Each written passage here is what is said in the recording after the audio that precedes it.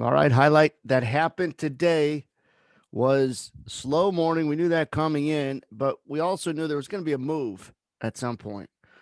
And you don't want to you don't want to get into a position where you miss the only move of a slow day and then you become anxious and you start chasing. So, number 1, what gets you to be in a step 1 kind of moment bearish in there? Because it's obvious afterwards that the downside was the right side. But what could get you a little bearish with objectivity inside this square before the sell off? And we had something we talk about a lot, and that's market relationships, correlations. You got the NASDAQ that you could watch, you got the Russell you could watch if you're an ES trader, all our stock indexes. So, what was the NASDAQ doing? I'm not going to show you on a chart, I'm going to just illustrate it. The NASDAQ put in a high and then made a higher high. So this was the high, and this was the higher high in the NASDAQ. The ES chart looked like this. It failed to make a higher high. So that's a head scratch moment that the ES is weak. We talked about that in here instead of here, because in here it's too late. So you get the NASDAQ that makes a higher high, the ES doesn't. The Russell was weak, that was making lows, and so you could use that kind of to confirm maybe the downside's the right side. But then also a thing happened that was important to pay attention to, and it's getting in the weeds a little bit, and it's important to get in the weeds when you're ready to pull the trigger. The NASDAQ had went from 99 to like '08, an 9 point rally.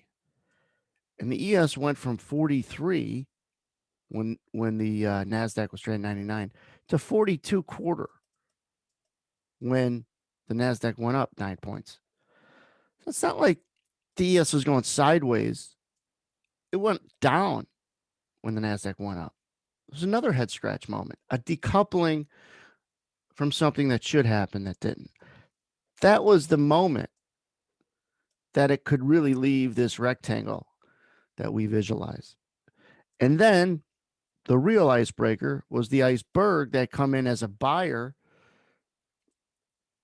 And right in here, if we magnify it, it's this chart below, it's right there.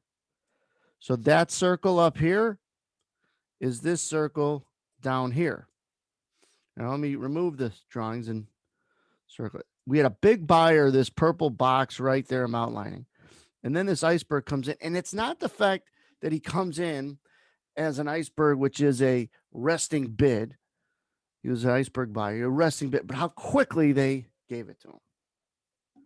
And so when you build your story with objective behaviors that actually drive price, you could either get yourself on the team short for a move like this, and this went further than I thought, but we did have the direction and the timing.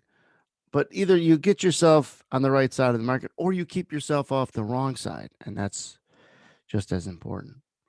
The other thing that we had said that's also a moment you should go over again and again and again for next year, repetition, and that is when you get a steep move lower, you got to be careful thinking that this bounce is going to go all the way and retrace the whole thing. Because generally, it's going to have to stay weak. Why?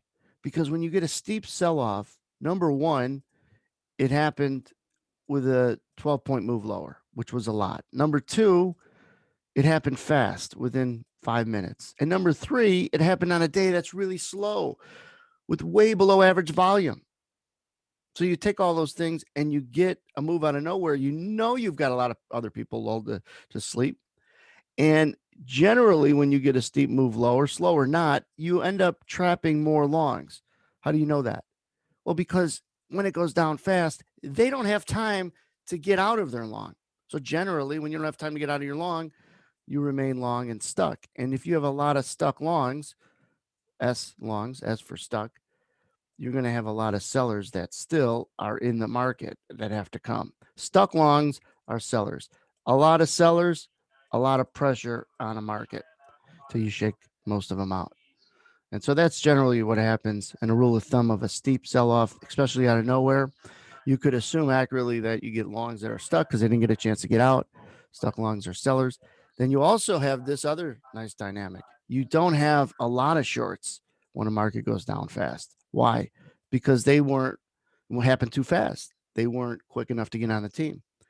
So when you have more longs stuck and less shorts celebrating, less shorts mean there's less buyers. Less buyers make the price of anything go down or easier to go down, right?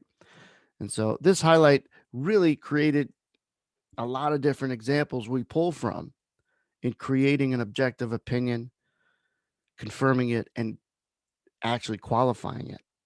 And the qualifying portion of ready, aim, fire, the fire of ready, aim, fire is generally everyone's biggest weakness, biggest void, biggest missing piece.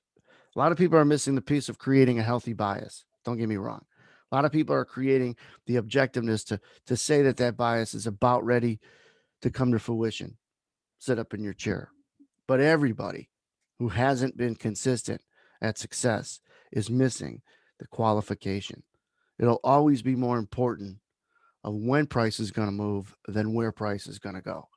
The where is important, but the when is much more important. You could be long and dead wrong, but if your location and your qualifying moments are good, you could actually make money.